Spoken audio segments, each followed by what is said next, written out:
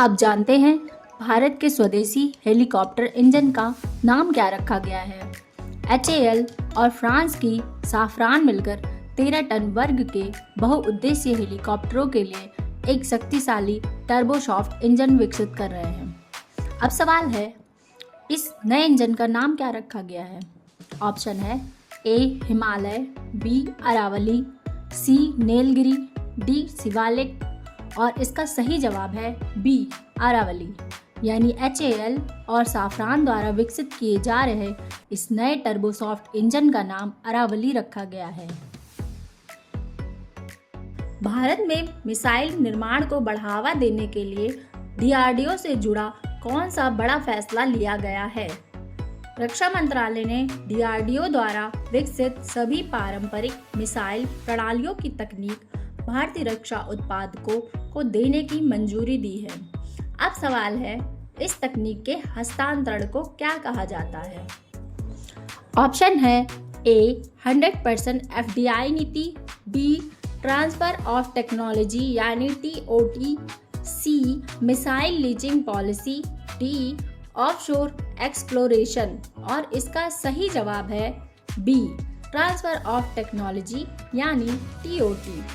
इससे भारतीय कंपनियां मिसाइल प्रणालियों का बड़े पैमाने पर उत्पादन कर सकेंगी और रक्षा आत्मनिर्भरता को बढ़ावा मिलेगा। ओजोन परत को बचाने के लिए कौन सा ऐतिहासिक अंतर्राष्ट्रीय प्रोटोकॉल बनाया गया था? यह पर्यावरण और पारिस्थितिकी का बेहद महत्वपूर्ण सवाल है, तो बताइए 1987 में ओजोन परत को नुकसान पहुंचाने वाली CFC जैसे रसायनों को नियंत्रित करने के लिए किस प्रोटोकॉल पर हस्ताक्षर किए गए थे? Option A Kyoto protocol, B Montreal protocol, C Paris समझौता, D नगोया प्रोटोकॉल और इसका सही जवाब है B मॉन्ट्रियल प्रोटोकॉल।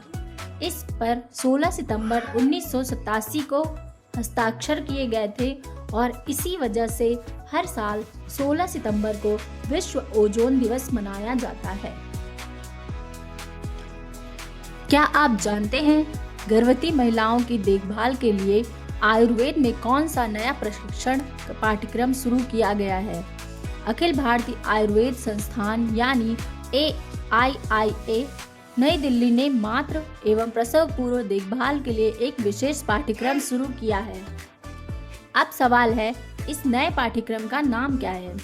ऑप्शन है A मातृत्व सुरक्षा मिशन, B गर्भिणी मित्र, C वात्सल्य योजना, D जननी सखी और इसका सही जवाब है B गर्भिणी मित्र। इसका उद्देश्य स्वास्थ्य कार्यकर्ताओं को आयुर्वेद आधारित मातृत्व और प्रसव पूर्व देखभाल के लिए प्रशिक्षित करना है। क्या आप जानते हैं कर्क रेखा भारत के कितने राज्यों से होकर गुजरती है? यह भारतीय भूगोल का एक बेहद महत्वपूर्ण सवाल है जो अक्सर प्रतियोगी परीक्षाओं में पूछा जाता है, तो बताइए कर्क रेखा भारत के कुल कितने राज्यों से गुजरती है? ऑप्शन है A 6 राज्य, ऑप्शन B 7 राज्य, ऑप्शन C 8 राज्य, ऑप्शन D 9 राज्य और इसका सही जवाब है C 8 राज्य। ये हैं गुजरात, राजस्थान, मध्य प्रदेश, छत्तीसगढ़, झारखंड, पश्चिम बंगाल, त्रिपुरा और मिजोरम।